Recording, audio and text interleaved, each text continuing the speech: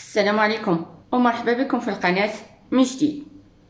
فاليوم نهار جديد وغادي نديرو فيه ان شاء الله التقضيه ديال هذا الشهر. فالتقضيه ديال هذا الشهر غتكون شويه كثيره لان الشهر اللي فات كانت عندي غير قليله لانه كانت معظم التقضيه كانت عندي في الدار. فهاد الشهر خديت داكشي اللي خاصني وشويه عندي كثير. فبطبيعه الحال غندوزو الوريقه ديالنا اللي ديما كنقيدو فيها، وخصوصا دابا بزاف ديال الاثمنه زادوا في السلعه، فلقيت زياده بزاف في الاثمنه ديال السلعه، فغنقول لكم كيفاش تعاملت معاها. يلا نبداو على بركه الله. اول حاجه خديتها هي السكر. خديت باكيه 30 درهم 600 ريال. خديت باكيه 30 درهم 600 ريال. خديت الزيت، ها هو الزيت اوليور، خديته ب 1540 ومشيت عند واحد الهري اخر لقيتو داير لي 1600 يعني 80 درهم، وانا مول الهري خلاه ليا ب 1540 وقال لي مازال غادي يتزاد. فبالنسبه للزيت خديته ب 1540 هي 77 درهم. شتو مشيت سولت الهري الاخر قال لي ب 80 درهم، 5 ايطر.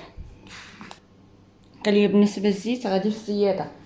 بالنسبه للناس اللي كيعرفوا هريات يعني عندهم الزيت ديال الشهر اللي فات والشهر اللي ما قبله، من الاحسن ياخذوه، لان مول الهري قال لي الزيت اللي غيدخل هاد الشهر يعني الكرتونه اللي غتحط هاد الشهر فغتكون فيها الزياده.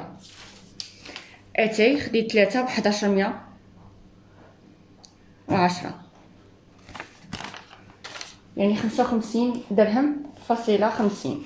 هي فانا كناخذ 4011. شوف كناخذ 3 ديال 4011 ديال السبع، كل وحده فيها 200 غرام. شوف كل وحده فيها 200 غرام، في 3 ب 1110. 1110 يعني 55 درهم فاصله 50 سنتيم. خديت الخميره مكسكسه، فخديت جوج، وحده حليتها ووحده باقا، يعني جوج ب 10 دراهم. شوف ثمن 5 دراهم الوحده. فانا كناخذ السبوله كما قلت لكم، حليت وحده وباقا عندي وحده، حيت ديما من شهر لشهر كنجيب جوج ب 10 دراهم. بالنسبه للمايزينا خديتها 140 7 دراهم. بالنسبه للاوني خديته 260 13 درهم. فكناخذ انا ديما ديال الخزيمه 13 درهم. خديت جوج باكيات ديال سنيده ب 20 درهم، شوف ب 400 ريال يعني 20 درهم.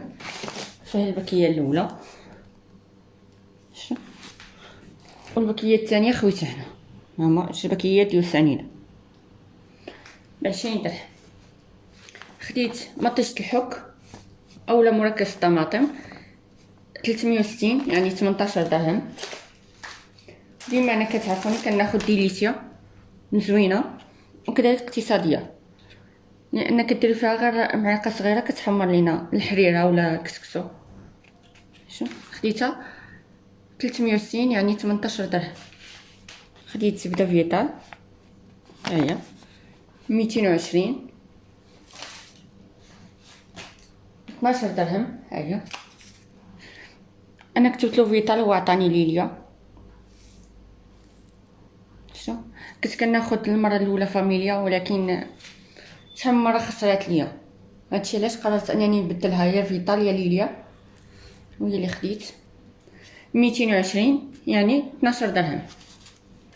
بالنسبه للفاميليا واش غير انا اللي كانت عندي مشكله اولا شي واحد اللي كانت عنده حتى هو نفس المشكله يقولها لي في لي كومونتير.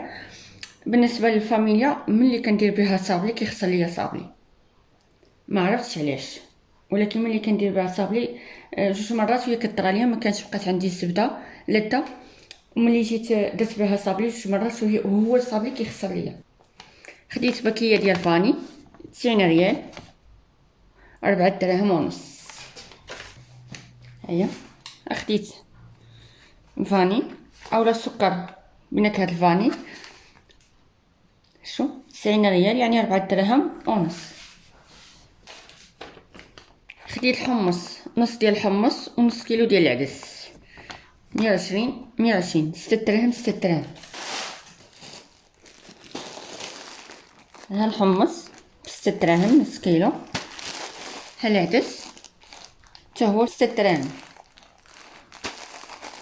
ياشين نص كيلو نص كيلو. خديت 4 لدة ملقيتهاش عنده، خليتها عنده حتى يوجدها ليا، فخديت 4 لدة ب400 ريال، فما لقيتهاش عنده غير خلصتو فيها حتى غيوجدها ليا وغنمشي ناخدها. خديت سكر ديال الزهر 180 9 دراهم. بالنسبه لهاد السكر ديال الزهر فكنخدم بيه بزاف، شوف كيجي في الحلوى زوين وكذلك حتى في العصير كيجي زوين، فكنخدم بيه بزاف. 9 دراهم. خديت روز كلاصي 8 دراهم 160.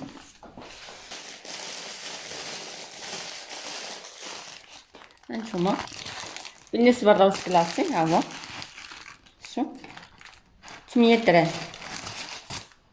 شوف 8 دراهم يعني 160. شوف 8 دراهم يعني 160. خديت كيلو ديال السميده رقيقه ب10 دراهم. هاهي كيلو ديال السميده رقيقه كنبغيها البغلير وكذلك الحرشه. خديت كيلو ب10 دراهم. خديت بابي ابسوربو، فديما كناخد هاد الماركه شوف وكدي ليا، فخديتها 320 يعني 16 درهم. شوف فخديتها ب 16 درهم. خديت بابي الومنيوم، اييه خديته ب 800 ريال يعني 40 درهم. خديت جافيل اوني 360.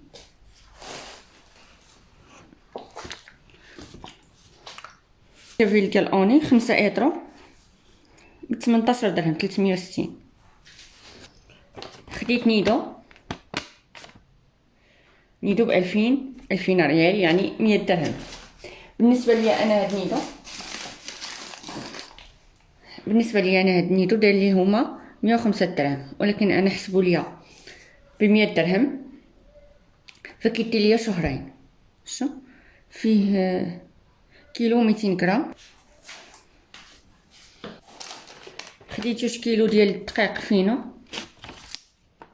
شوف 360 يعني 18 درهم. ها هو شوف. بالنسبه لنا الدقيق ديال الفينو فكناخذوا المخمار اولا المسمن، فكنت كنجيب خنشلفها 10 كيلو، مابقيتش كنجيبها وليت كنجيب بحال هكا 2 كيلو للشهر لان عندي القمح طاحناه وكنعجن به الخبز. وبالنسبه لهاد الدقيق ديال الفينو فمخليها غير المخمار اولا المسمن. خديت 2 كيلو 360 يعني 18 درهم. وبالنسبه للفينو تا هو راه تزاد فيه. خديت كاشير 220 يعني 12 درهم. ها هو خديت كاشير اولا اللانشون ب 12 درهم. فانا مجرد ما كنجيبو كندخلو في الثلاجه وكنخدم به الوقت اللي كنحتاجو، يعني ماشي ديما كناكلو يوميا، لا الوقت اللي كنحتاجو. خديت 4 العلب ديال الشامبينيون ب 20 درهم، ثمن 5 دراهم الواحد. خديت المره الاولى رابعه ديال اللوز، في الاخر خديت نص كيلو ديال اللوز ورابعه ديال الكركاع. بالنسبه للكركاع فحسبوا ليا ب 450.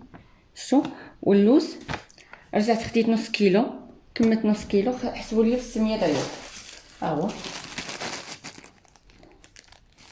هو بالنسبه للكركاع.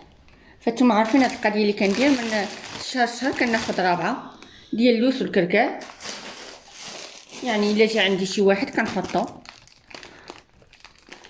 كنديرو في المجمد. بالنسبه للوز والكركاع كنحتفظ بهم في المجمد، الوقت اللي كنعرف شي واحد جاي عندي كنحطو. بالنسبه للحوت فما لقيتوش عنده، الكاوكاو نسيتو عنده فما خديتوش. بالنسبه للمقرونيه فخديتها 110. هانتوما هادي اللي خديت هاد النوع. المقرونيه الاخرى باقا عندي فخديتها هاد النوع واللي كان خاصني فخديتها 110 يعني 5 دراهم فاصله 50 سنتيم. ما عرفتش هاد مول 5 دراهم لقيتها دايره عنده 5 دراهم، وعلاش داير 5 دراهم في 50 الله يعين. ها نتوما بالنسبه للمقارونيه الاخر فراه باقا عندي كما قلت لكم. شتو فكنت محتاجه غير هاد المقارونيه هي اللي خديت 10 دراهم ديال الشوكولاط الغبره اولا الشوكولاط المر. ها هي شتو فخديت 10 دراهم ديال الشوكولاط الغبره اولا الشوكولاط المر، وخديت هذا اللي شحال وانا كنقلب عليه فخديت جوج. انا نقول لكم علاش خديتهم جوج صغار وما خديتش الكبير. فبالنسبه للصغار فاقتصاديين. شو ها هو اقتصاديين. بالنسبه لهذا هاد الحقيق داير 5 دراهم فيه 250 غرام. بالنسبه للبنات اللي لقيتو غير خذوه. فبالنسبه ليا انا فشوفوا هو جيل منظف ومطهر. شو كيصلح للطواليت، كيصلح للحكان ديال لا موزيك، يعني ماشي غير لا موزيك فايونس فكيخرجوا لينا يعني كيشعل. وكذلك بالنسبه لك كانت عندك شي طبعه ديال ستيلو اولا المداد كذلك كتحيدو. شو ها هي انا نقول لكم كي كندير لي انا في الطواليت. بالنسبه للطواليت فكنثقبوا من هنا. شو كنثقبوا من هنا وكنعاود نثقبوا من هنا وكنحطوا في هذيك البلاصه ديال الماء. من كنكبوا الماء فكنحطوا تماك. كنولي اي واحد دخل الطواليت فملي كيكب هذيك الماء يعني كيكب الماء فكتعطي ريحه زوينه في الطواليت، وكذلك كيعقم لينا الطواليت يعني كيخليها كتبري. وفات مني جربت واحد، انا هذه المعلومه قالت لي صاحبتي وخديت انا وياها واحد وجربته وزوين بزاف. يعني ما كضطريش انك ديما خاصك تحكي طواليت تحكيها، بالعكس هو كينظفها وكيخليها كتشعل وكيحيد لينا حتى لي كالكار، كيحيد لينا الكالكار. بالنسبه للبنات كما قلت لكم الا لقيتوه غير خذوه زوين بزاف. خديت اللوبيا خديتها 160 8 دراهم. خديت الماء الزهر خديت القرعه الكبيره 8 دراهم. ها هي خديتها ب 8 دراهم. خديت بابيجينيك فاين ب 25 درهم يعني 500 ريال فاين. هذا هو اللي خديت فاين جامبو. خديت 10 دراهم ديال قاقلو بسيبيسه، وخديت 5 دراهم ديال الزعتر. ها هو الزعتر فخديت 5 دراهم ديال الزعتر.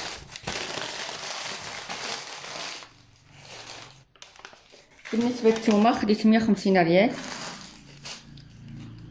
يعني 7 دراهم ونص. بالنسبه للثومه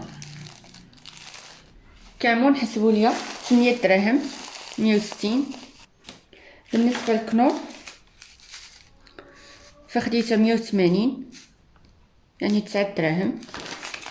خديت جوج.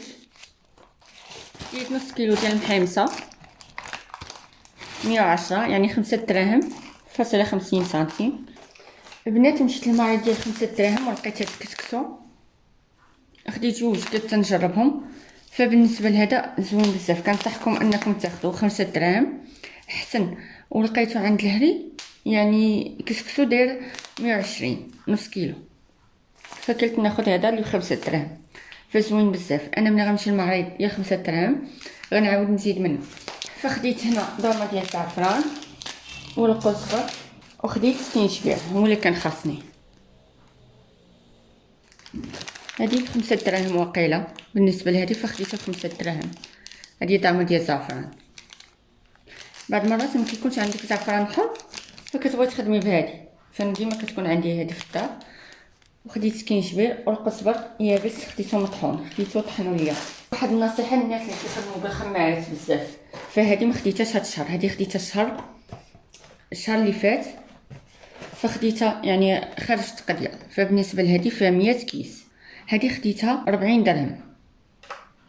شو بالنسبه للناس اللي كيخدموا بالخميره بزاف. فبالنسبه لي انا كنخدم بالخميره بزاف فكنضطر ديما خاصني نخرج نجيب وحده فكتطلع لي اقتصاديه. وهكا كتكون القضيه ديالنا مسالات.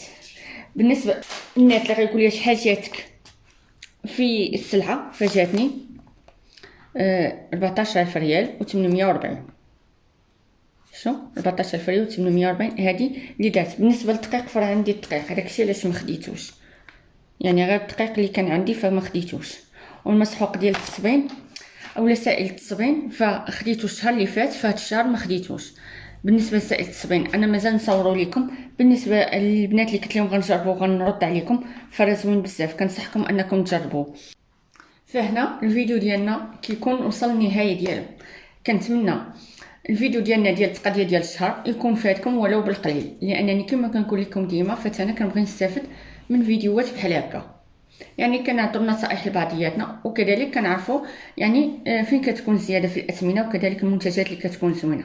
يلا دمتم في رعايه الله، ولا لقاء في فيديو قادم ان شاء الله.